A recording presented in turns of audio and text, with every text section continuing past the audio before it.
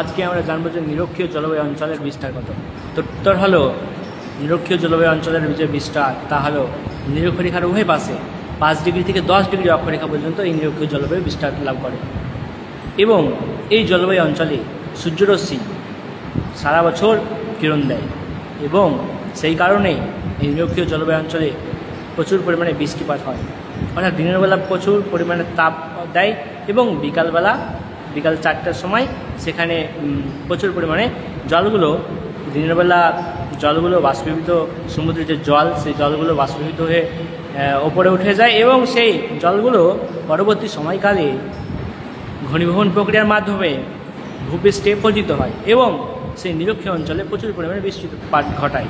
এই নিরক্ষীয় জলবায়ু অঞ্চলে বেশ কিছু বৈশিষ্ট্য হলো যে গাছগুলোর কাণ্ড প্রচুর চওড়া হয়, এই গাছগুলো প্রচুর লম্বা হয়, দীর্ঘ। তো এইসব বিভিন্ন বৈশিষ্ট্য লক্ষ্য করা যায় নিরক্ষীয় জলবায়ু অঞ্চলে। Thanks for watching this video. Do like and subscribe this channel for more updates and videos.